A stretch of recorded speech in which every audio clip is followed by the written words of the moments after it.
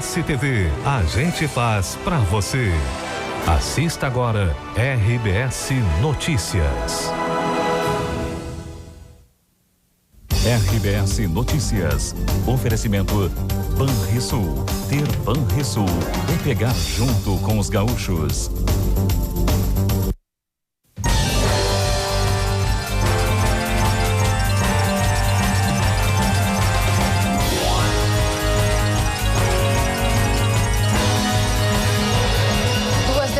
Mostram que a Brigada Militar havia sido avisada de um assalto a banco no sul do estado há 2 dias. O próprio comando admite erro da corporação.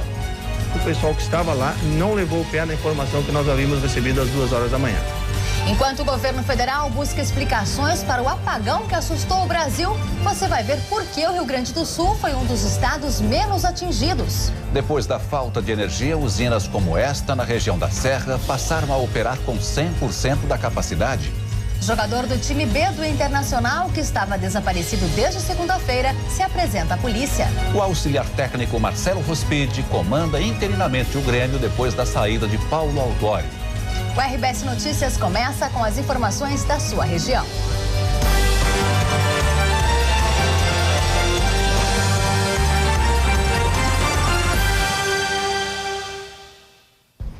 Boa noite. 5 dias depois da descoberta de um esquema que desviou telhas destinadas a doações, a Defesa Civil Estadual admitiu mudar critérios de liberação de material para os municípios. Apesar de considerar o desvio um fato isolado, o coordenador estadual da Defesa Civil afirmou que o envio de ajuda às prefeituras vai ser revisto. A finalidade do governo do estado era tão logo aconteceu o sinistro lá, nós remeter material para atender as comunidades. Pode ser que tarda um pouco, para não atender aquela ansiedade, pode ser que a gente primeiro distribua lonas para depois distribuir a telha. Pelo atual sistema, as doações são liberadas em até 24 horas, depois que a situação de emergência é homologada pela Defesa Civil. As telhas desviadas faziam parte de um lote enviado pelo governo federal no final do ano passado. O Parque Assis Brasil foi o primeiro lugar onde o material ficou armazenado. Hoje a polícia ouviu 4 motoristas da Secretaria Estadual da Agricultura que fizeram o transporte de telhas daqui do Parque de Exposições em Esteio até o depósito no cais do Porto da capital. Todos negaram que durante o percurso tenha ocorrido desvio de material. Telhas que poderiam ter substituído as que foram danificadas há 2 meses na casa do seu Adão, morador de Santa Maria. Dia de chuva e as crianças têm que dormir tudo amontoado. O gurizinho já está até traumatizado, já anda com um santinho na mão quando cria uma nuvem no céu. O coordenador estadual da Defesa Civil deve prestar depoimento na próxima segunda-feira. A seguir, por que o Rio Grande do Sul foi um dos menos atingidos pelo apagão que afetou 18 estados brasileiros.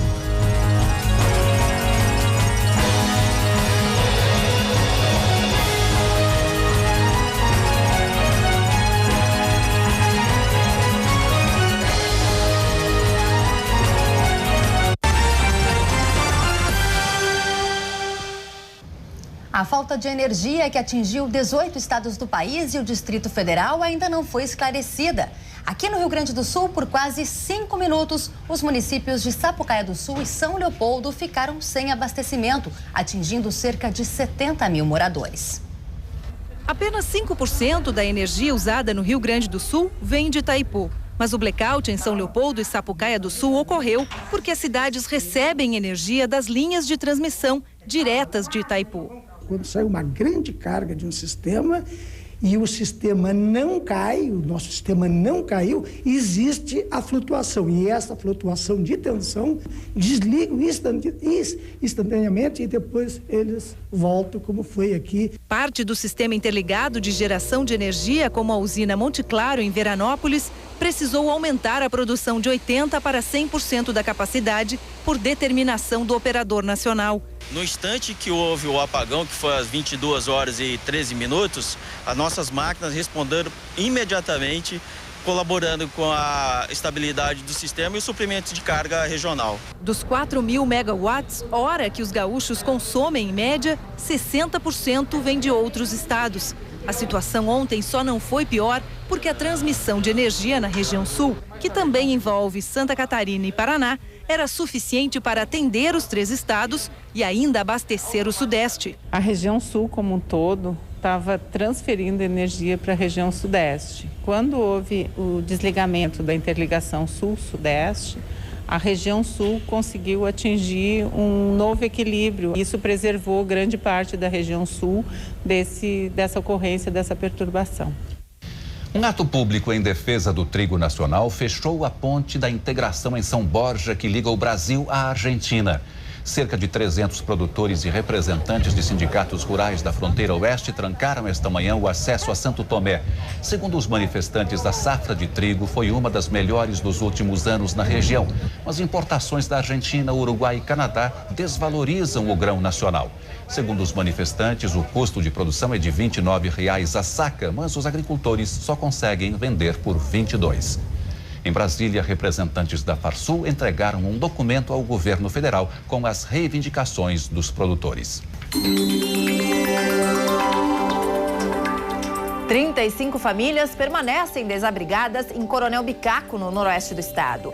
1.000 alunos da rede municipal ficaram sem aula porque estradas estão interditadas.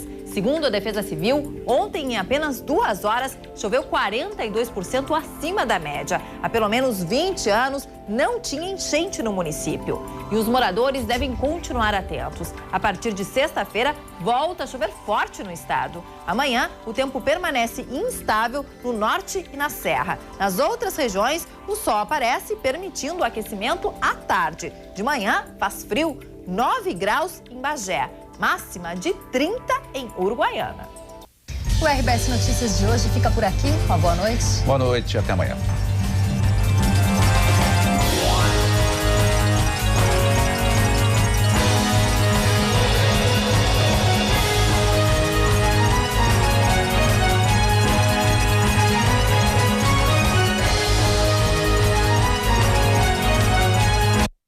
RBS Notícias. Oferecimento Banrisul. Ter Banrisul é pegar junto com os gaúchos.